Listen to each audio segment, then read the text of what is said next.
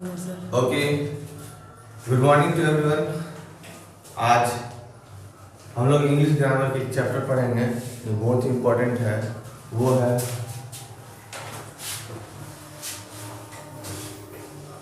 Voice. Voice.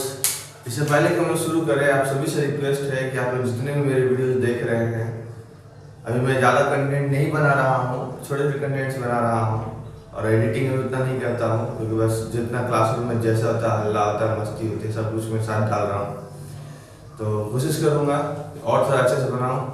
और आप लोगों से रिक्वेस्ट है, please like, share, subscribe and comment, क्योंकि जब तक आप लोग इंटरेस्ट नहीं दिखाओगे फिर मेरा इंटरेस्ट और कैसे बढ़ेगा। और मुझे बताएं कमेंट के थ्रू कि मुझे कहाँ क्या सुधार करना है। चलिए सबसे पहले हम करते हैं वॉइस। आखिर वॉइस है क्या?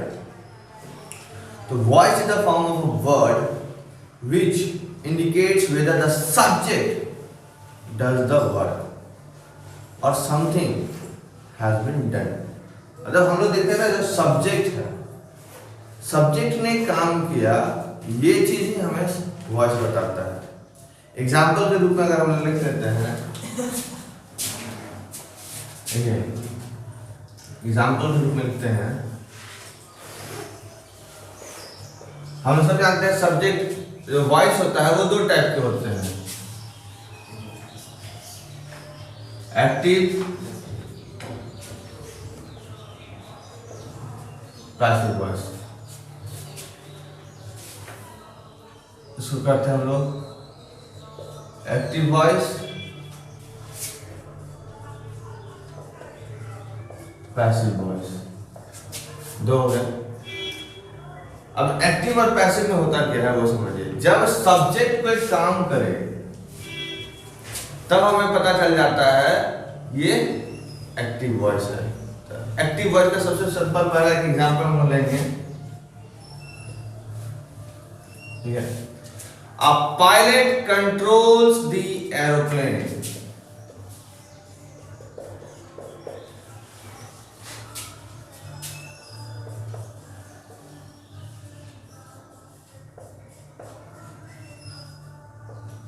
अब सीधी सी बात है, वो तो बोलेंगे सर एरोप्लेन में तो सर वो क्या बोलते हैं, ये जो है ये वोवेल है, एन एरोप्लेन क्यों नहीं हुआ भाई? सीधी सी बात है, वॉइस हम लोग बना रहे हैं, इसको ध्यान से देखिए आप लोग, कुछ ऐसा खास नहीं है। दी एरोप्लेन है तो अब पायलट, यहाँ सब्जेक्ट क्या है हमारा? पायलट। ऑब्जेक्ट क्या है? एरोप्लेन। तो क्या हो जाएगा पैसिव वॉइस में? ये था एक्टिव वॉइस में। पैसिव वॉइस में क्या हो जाएगा? पैसिव वॉइस में होगा क्या, जो ऑब्जेक्ट था वो बन जाएगा सब्जेक्ट, और जो सब्जेक्ट है वो बाय के थ्रू चला बन जाएगा ऑब्जेक्ट। इसीलिए हो जाएगा द एरोप्लेन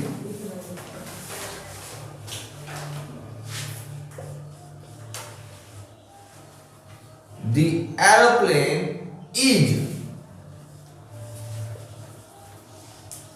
इसमें हो जाएगा ED, controlled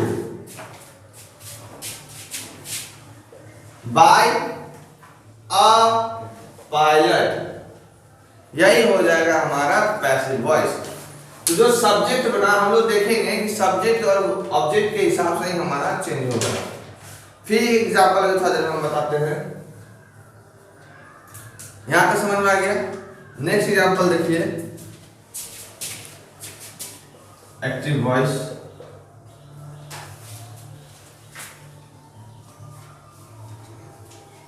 Gary plays with a ball.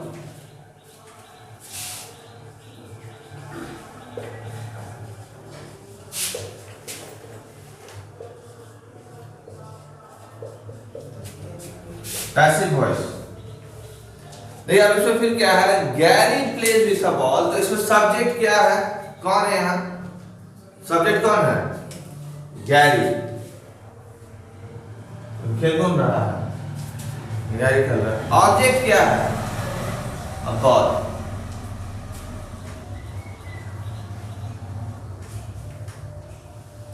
ठीक है।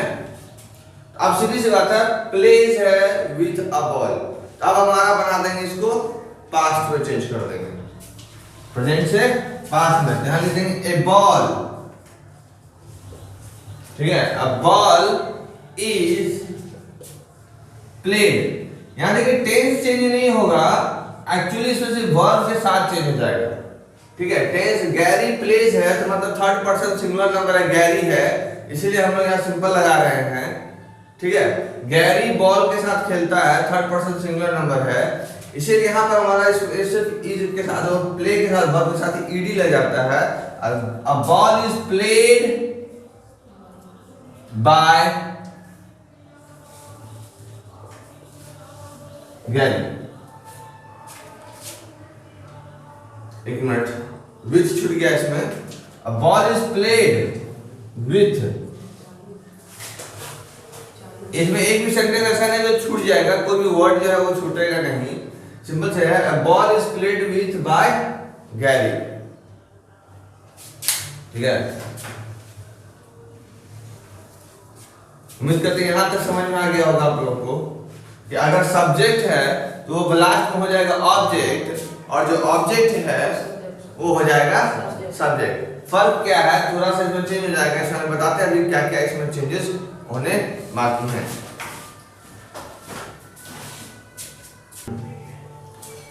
अब देखिए एक्टिव से पैसिव बनाने के लिए हम लोगों ने छोटा सा रूल पढ़ा, अब थोड़ा सा और विस्तार में पढ़ लेते हैं, मतलब थोड़ा डिटेल लिखेंगे।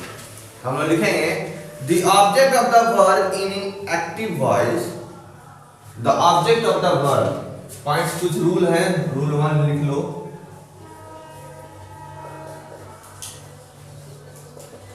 the object of the verb in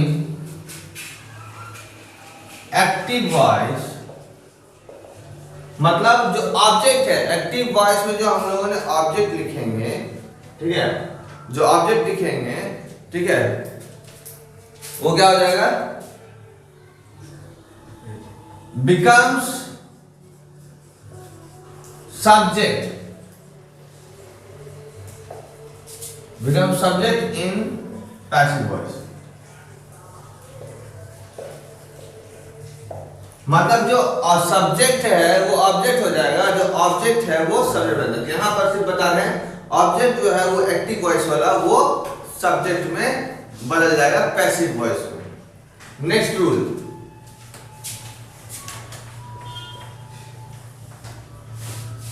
rule number 2,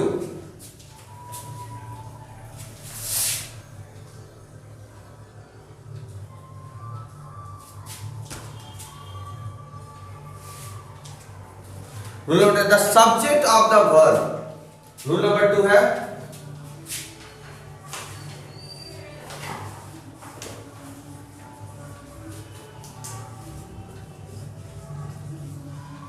the subject of the verb in the active voice, active voice को हम लोग शॉर्ट में लिख देते हैं, ठीक है, नाम नहीं लिखेंगे। The object of the verb, the subject of the verb in active voice becomes the object,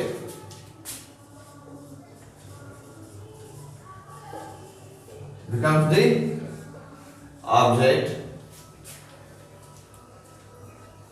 by, और agent इसको बोल सकते हैं, ठीक है, by, है ना। In the passive voice, in the passive by representing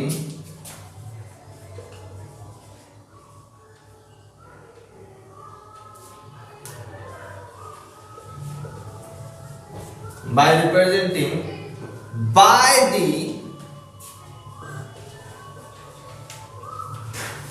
representing by the preposition,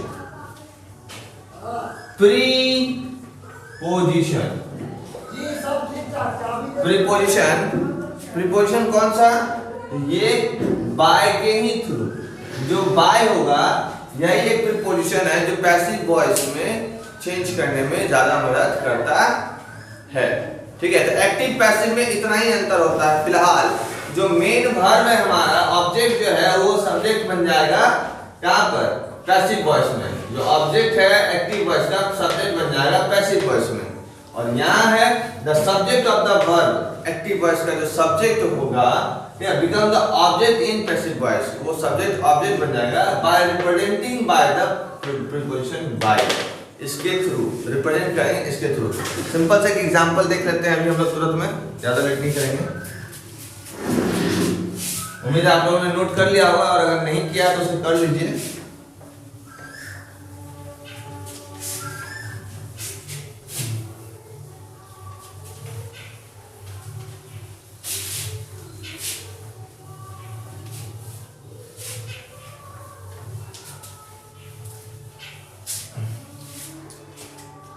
देखिए एक्टिव वॉइस का एक एग्जांपल सिंपल सा, Sita buys woollen socks. Sita buys woollen, woollen means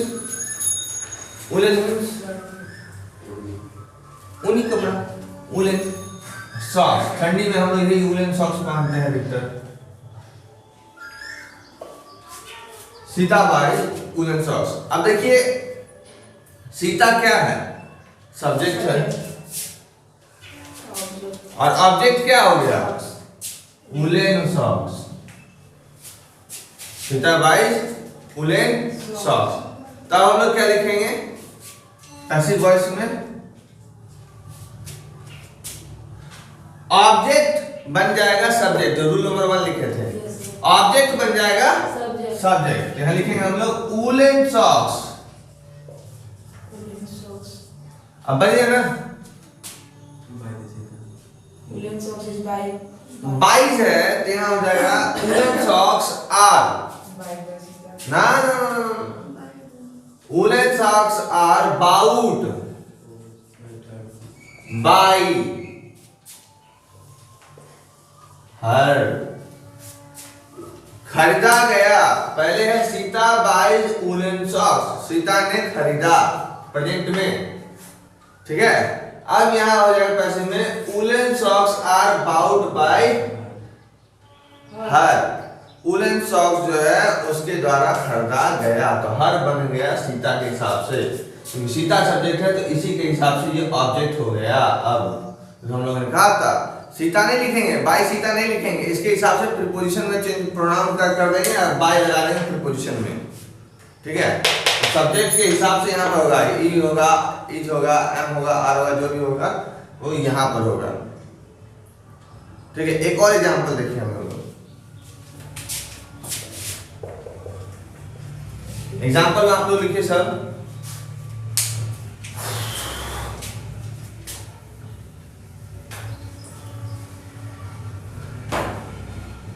सार्थ, सार्थ लिख दीजिए, किसी का नाम लिख दीजिए, पार्थ लीजिए, एक स्टूडेंट है मेरा, उसका ही नाम लिखते हैं, लिखिए, हमारे क्लास में है ना, हाँ, पार्थ, पार्थ साथी, जो भी। Parth begged a, Parth begged a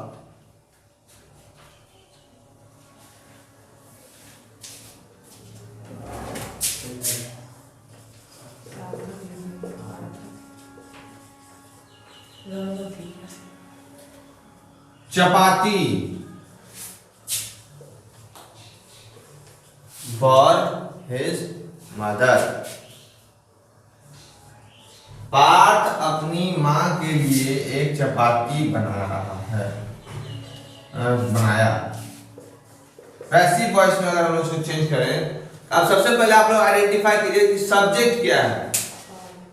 subject चलिए पार्थ, ऑब्जेक्ट क्या है, चपाती। हाँ, अब देखिए क्या है ना, एक सेंटेंस को कंप्लीट मीनिंग देने के लिए यहाँ पर एक्स्ट्रा लगाया गया फॉर हिज मदर, ठीक है। लेकिन सब्जेक्ट और ऑब्जेक्ट जो है वो यहाँ क्लियर है कि पार्थ बेग्ड चपाती, तो सिंपल सी बात है, पार्थ ने किया क्या भाई, तो उसने एक चपाती बनाया, उसका क्या करना।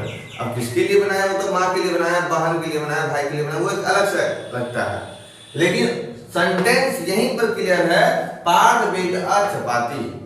तो सब्जेक्ट यहाँ मिल गया हमें और ऑब्जेक्ट भी मिल गया, ठीक है। ये जो हो गए हमारे सेंटेंसेस को इतना दूर आप अभी भूल जाइए,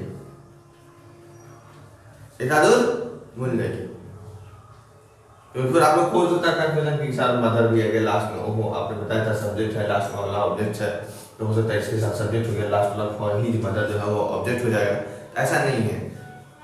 पाठ बेग चपाती, बेग जहाँ वर्ब हो गया है तो वर्ब के बाद ही ऑब्जेक्ट आ जाएगा चपाती। तो अब हम लोग इसको क्या लिखेंगे, अचपाती, अचपाती, CHAPATI। अब देखो क्या है ना, हमेशा जो अधिकतर कोशिश होता है, जो पैसिव वॉइस होता है वो अधिकतर पास्ट में ही बनता है। Chapati was baked by Parth for his mother.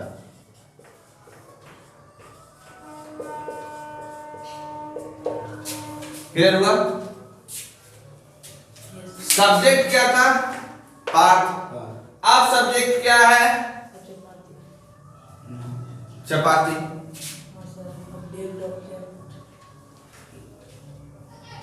Object क्या था, बन गया सब्जेक्ट। सब्जेक्ट क्या था, पार्थ, बन गया ऑब्जेक्ट। अब बाय तो बोल भी कि रूल नंबर 2 हम लोग लिखे थे कि एक प्रीपोजिशन लगाएंगे बाय, जिसके कारण से ये ऑब्जेक्ट हो जाएगा। अब आप लोग इतना बात समझ लो, आप लोग को इससे ज्यादा जरूरत नहीं चीज है, क्योंकि जनरल अप टू क्लास 8 तक 80% में इतना ही पूछता है, इससे ज्यादा आप लोगों को नहीं पूछता। ठीक है, 2-3 एग्जांपल्स हम आप लोगों को दिखा देते हैं, ठीक है, और दिखा देते हैं।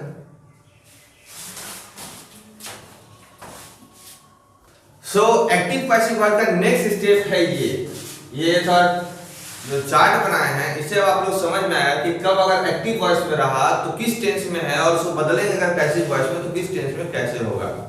एग्जांपल के लिए मैंने एक चार्ट बनाया है, थोड़ा इसलिए मैंने इसे बनाया ताकि आप लोगों को ध्यान से समझ में आ जाए। तो चलिए हम लोग इसको डिस्कस करते हैं। अगर एक्टिव वॉइस का अगर कोई सेंटेंस सिंपल प्रेजेंट में रहे, सिंपल प्रेजेंट में रहे, जैसे रवि राइट्स अ पोएम, देख रहे हैं थर्ड पर्सन सिंगुलर नंबर है, रवि राइट्स अ पोएम, तो इसका पैसिव वॉइस कैसे हो जाएगा। हम लोग सेंटेंस को पहचाने जानते ही हैं कि किस तरह से कौन सिंपल प्रेजेंट में है, कौन प्रेजेंट कंटीन्यूअस में है, कौन पास्ट परफेक्ट में है। बस हमें इतना ध्यान देना है कि एक्टिव वॉइस का जो भी सेंटेंस है वो किस टेंस में है। अब हम लोग यहाँ देखेंगे, जैसे सिंपल प्रेजेंट में है रवि राइट्स अ पोएम, तो हम इसका पैसिव वॉइस बदल देंगे, क्या लगेगा, a poem is written by Ravi. Ravi यहाँ सब्जेक्ट है, पोएम जो है वो ऑब्जेक्ट हो गया, जिस कारण से रवि सब्जेक्ट का हो गया ऑब्जेक्ट और ऑब्जेक्ट बन गया सब्जेक्ट। इतना ही है, ये सिंपल प्रेजेंट। प्रेजेंट कंटीन्यूअस में देखते हैं, हम लोग सब जानते हैं प्रेजेंट कंटीन्यूअस से इज आता है, बिफोर आता है, तो Ravi is writing a poem, इसलिए मैंने सेम सेंटेंस कर दिया कि फिर अलग अलग देंगे तो नहीं होगा, इससे क्या होगा, समझने में आसानी होगी, एक जैसे हम लोग टेंस पढ़ते हैं। तो Ravi is writing a poem, B1 is MR लगता है, B4 लगता है, और फिर तो सब्जेक्ट है, ऑब्जेक्ट है, हेल्पिंग वर्ब है और मेन वर्ब है। अब इसका बन जाएगा अ पोएम, जो ऑब्जेक्ट था वो हो गया सब्जेक्ट, इज बीइंग, याद रखिए कंटीन्यूअस में बीइंग लगना जरूरी है, क्योंकि वो कंटिन्यू हो रहा है, कंटिन्यू चल रहा है, तो इसीलिए being written by Ravi, a poem is being written by Ravi, मतलब एक पोएम जो था वो लिखा जा रहा हाँ रवि के द्वारा, तो इसलिए यहाँ पर बीइंग लगाना जरूरी है। तो याद रखिए अगर कंटिन्यूअस में दे रहा है तो बीइंग लगाना मस्ट, अगर बीइंग नहीं लगाओगे तो सेंटेंस आपकी हो जाएगी रॉन्ग। बड़ा सा आपने तो कहा था कि यहाँ पर रिटन है, हमने बस सिंपल लगा दिया था, बीइंग कहाँ लगाया, नहीं वो लगाना जरूरी है। अब आते हैं प्रेजेंट परफेक्ट में, जब अगर प्रेजेंट परफेक्ट पढ़ाएंगे तो Ravi has written a poem, हम सब जानते हैं रवि है, प्रेजेंट परफेक्ट में हैव हैज लगता है, ठीक है, राइट और रिटन विच लगता है, ऑब्जेक्ट लगता है, ठीक है, तो यही ऑब्जेक्ट बन गया सब्जेक्ट। ध्यान दो, हर ऑब्जेक्ट आपको सामने दिखेगा, तो ऑब्जेक्ट बन गया सब्जेक्ट, हैज की जगह पर हैज बीन आ गया, प्रेजेंट परफेक्ट कंटीन्यूअस हो गया, तो has been written by Ravi, the poem has been written by Ravi. Clear है यहाँ पर। नेक्स्ट अब हम लोग आते हैं सिंपल पास्ट। अगर हम लोग सिंपल पास्ट में पढ़ेंगे तो क्या होगा, जी taught judo. जीत नाम का लड़का है, वो पढ़ा रहा है, क्या सिखा रहा है? सिखा रहा है जूडो। तो जीत taught judo. तो जूडो was taught by जीत। ठीक इसी तरह से सिंपल है, कोई दिक्कत नहीं है। ऑब्जेक्ट हो गया सब्जेक्ट, सब्जेक्ट बन गया ऑब्जेक्ट। ठीक है, नेक्स्ट आते हैं, जीत was teaching judo. Jeet judo सिखा रहा था। कब? तो जीत जो है वो जूडो सिखा रहा था। तो अब हम लोग देखते हैं, judo was being taught by Jeet. फिर से दिखा देते हैं, जिस तरह से प्रेजेंट कंटिन्यूअस में हमने बीइंग लगाया, ठीक उसी तरह से पास्ट कंटिन्यूअस में भी हम लोग बीइंग लगा रहे हैं। ठीक है, तो judo was being taught by Jeet. Clear हुआ है? ध्यान से आप लोग चेंजेस को ध्यान से गौर कीजिएगा। ये चार्ट बहुत कम ही बनता है, इसलिए आप लोग मैंने बहुत बढ़िया से बनाया, एक ही बार में पूरा बनाया। थोड़ा कंजेस्टेड लग रहा होगा, लेकिन समझने में आसानी होगी इससे। अब आते हैं पास्ट परफेक्ट में। Jeet had taught judo. Jeet ने जूडो सिखाया था। Judo had been taught by Jeet. पर पास्ट परफेक्ट बन गया, पास्ट परफेक्ट कंटिन्यूअस भी लग गया। चेंजेस कहां कहां हुए हैं हमारे? यहां हुए हैं हल्का, यहां हुए हैं, हर में ध्यान दे रहे हैं आप लोग। गौर करने वाली बात यह है कि इस टेंस में अगर आता है तो चेंजेस कितने दूर पर गया, सब क्या कर रहे हैं एक्स्ट्रा, ये लगानी जरूरी थी। राइट से तो हम लोगों ने खाली इज रिटेन कर दिया। फिर आते हैं इसमें, अगर सिंपल फ्यूचर में कोई सेंटेंस है, जैसे Meena will call you, Meena तुम्हें बुलाएगी या फोन करेगी। जो कॉल कर दोनों काम होता है, बुलाना को भी कॉल करते हैं, और फोन आज के डेट फोने को सब लोग कॉल करते हैं, हेलो कहाँ कॉल में, जो भी है। मीना विल कॉल यू, अगर मीना तुम्हें फोन करेगी, then you will called by Meena, Meena के द्वारा तुम्हें फोन किया जाएगा। स्कूल में होता है ना, तुम अपने घर में बोलो ना, रिसेप्शन के द्वारा तुम्हारे घर पर फोन होगा, वही चीज है। अब देखिए सबसे ट्रिकी और सबसे इजी, फ्यूचर कंटिन्यूअस।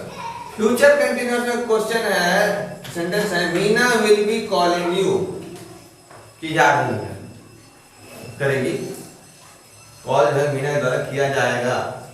ठीक है, अब क्या है, कंटिन्यूइंग प्रोसेस है फ्यूचर में, तो ये कोई चेंज नहीं होगा। विल और बी जब साथ में रहे, याद रखना कंटिन्यूअस है, फ्यूचर का कोई चेंजेस नहीं होंगे। क्लियर? फिर से ध्यान दीजिए, अगर सिंपल प्रेजेंट में है तो यहां पर चेंज हो जाएगा, प्रेजेंट कंटिन्यूअस में है तो इन दोनों के बीच में यहां पर चेंज हो जाएगा। प्रेजेंट परफेक्ट है तो हैज बीन रिटेन हो जाएगा। सिंपल पास्ट है, यहां वाज हो जाएगा, क्योंकि ये से यहां से चला जाएगा, जीत है, यहां वाज आ जाएगा। पास्ट कंटिन्यूअस है तो हमारा आ जाएगा वाज बीइंग, बीइंग लगना है। हर कंटिन्यूअस वाले टेंस में बीइंग लगाना जरूरी है, देख लीजिए आप दोनों तरफ से दिखा रहे हैं। ठीक है, यहां देख लीजिए, फिर है लास्ट में मीना विल कॉल यू, तो you will called by Meena, तो हमारा